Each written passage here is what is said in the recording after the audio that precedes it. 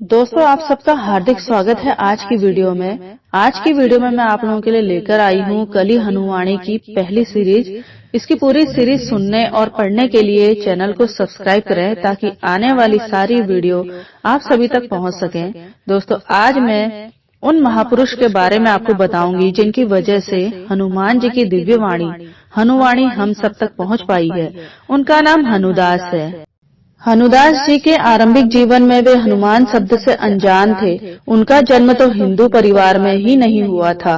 वह कनाडा के टोरंटो नगर में एक कुलीन जीवन शैली को जी रहे थे। उनके जीवन में परिवर्तन तब आया जब उन्होंने पहले अपनी पत्नी को एक दुर्घटना में खो दिया और उसके बाद उनका पुत्र भी मादक पदार्थों और मनोविदलता नाम की मानसिक बीमारी की भेंट चढ़ गया। उनके पुत्र की धीमी मृत्यु ने उन्हें झकझोर कर रख दिया। मनोविदलता ऐसी बीमारी है जिससे ग्रस्त रोगी को ऐसी वस्तुएं और लोग दिखाई देते हैं जो वास्तविकता में नहीं होते हैं। हनुदास ने अपने पुत्र को इसी दिमागी अंधकार की गहराइयों में मरते देखा था। अपने पुत्र के अंतिम संस्कार के दिन उन्हें अपने भीतर एक अजीब सी शून्यता का अनुभव हो रहा था। उनके मुख से अनायास ही निकल पड़ा, तिलिस्मी वानर, अद्भुत वानर उड़ रहा है, देखो।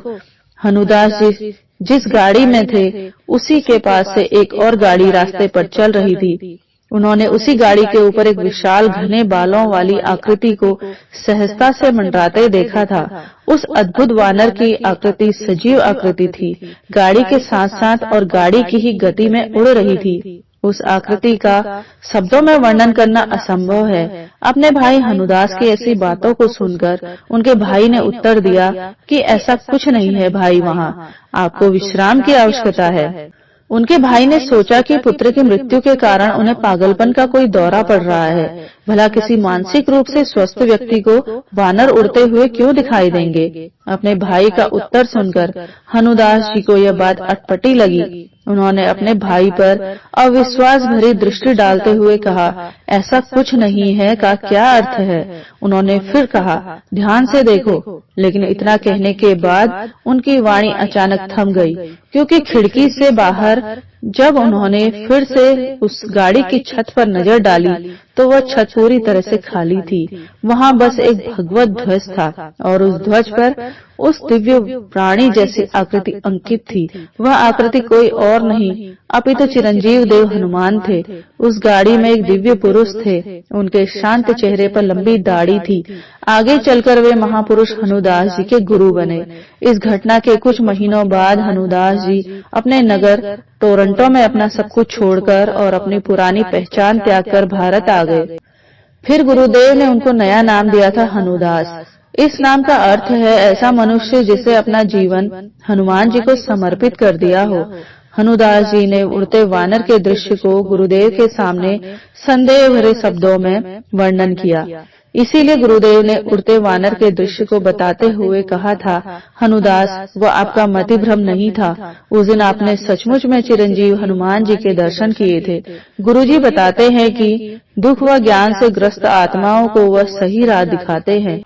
इसीलिए बहुत सारी बुरी शक्तियां उन्हें शत्रु के रूप में देखते हैं। हनुमान जी उन बुरी शक्तियों से उनकी रक्षा के लिए उनके साथ रहते हैं। गुरुजी की बात को सुनकर हनुदास जी लज्जित हुए, क्योंकि उन्होंने हनुमान जी की लीला पर संदेह किया था। हनुदास जी कहते हैं कि मुझे नहीं पता था कि वह दिव्य आकृति किसी धर्म के प्रसिद्ध देव की आकृति है। मुझे कोई जानकारी नहीं थी, तो वह दृश्य कल्पना कैसे हो सकता है? क्योंकि बिना जानकारी की कल्पना नहीं की जा सकती है। उस एक पल में मानो मैंने पूरा एक जीवन जी लिया हो। वो दृश्य मात्र एक पल का था और उसके बाद हनुमान जी पुनः मेरी आंखों से ओझल हो गए। ऐसा लगा जैसे वह एक छोटी सी आकृति बनाकर उस ध्वज पर अंकित हो गए थे। अब मेरी आंखें भजन पर हनुमान जी की केवल एक छोटी सी छाप देख सकती थी। फिर गुरुजी मुस्कान के साथ बोले कि साधारण आंखों को बस यही दिखता है। फिर वे महाभारत काल में अर्जुन के रथ पर हनुमान जी की उपस्थिति को बताते हुए कहते हैं कि उस समय भी भगवान कृष्ण और पांडवों के अलावा उन्हें कोई और नहीं देख पाया।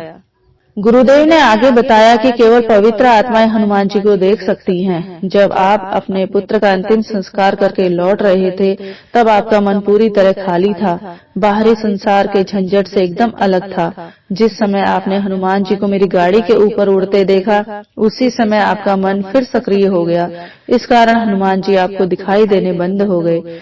जब फिर आप उतनी ही पवित्र हो जाएंगे तो वो आपको फिर दिखाई देंगे। गुरुदेव और हनुदास के मध्य आगे गुरु शिष्य जैसी ज्ञानपूर्ण बातें हुई। गुरुदेव से वार्तालाप के अंतिम समय में हनुदास जी को कुछ ऐसा जानने को मिला कि उसके बाद उनका जीवन एक दिव्य मार्ग की ओर अग्रसर हो गया। गुरुदेव उनसे कहे कि तन मन एक यंत्र मात्र है, जिसकी सहायता से आपकी आत्मा संसार के विभिन्न अनुभवों को जीती है। एक अच्छा तन मन धारण करने के लिए आत्मा का जागृत होना पर्याप्त है। इस वार्ता के बाद अगली सुबह हनुदास गुरुदेव के आश्रम से निकल पड़े थे। वह निकल पड़े थे अनजान राहों पर। साथ में था तो केवल आवश्यक दैनिक सामग्री से भरा थैला। उस गंतव्यहीन यात्रा में उन्हें भांति भांति के अनुभव हुए, लेकिन ये अनुभव उनके मन को नहीं फंसा सके। उनके मन में तब थोड़ी सी हलचल हुई जब भाग्य ने उनको उन आदिवासियों का पता दे दिया जो संभवतः हनुमान जी के शिष्य थे। यह प्रबल सोच उनके मन में खूंटे की तरह गड़ गई कि आदिवासी कुछ तो ऐसा देख सकते हैं जो औरों को नहीं दिखाई देता है। हनुदास जी के इसी प्रबल विचार ने उन्हें आदिवासियों के रहस्यमयी जीवन को खंगालने के लिए मजबूर कर दिया और उन्हीं के कारण आज हम तक हनुमान जी की दिव्य वाणी कली हनुवाणी आ सकी है। दोस्तों, चैनल को सब्सक्राइब करें ताकि आने वाली सारी वीडियो आप तक पहुंच सके। मैं हनुमान जी की पुस्तक पर संपूर्ण वीडियो बनाऊंगी, इसके प्रत्येक चैप्टर को आपको समझाऊंगी, इसीलिए चैनल को सब्सक्राइब कर लें। धन्यवाद।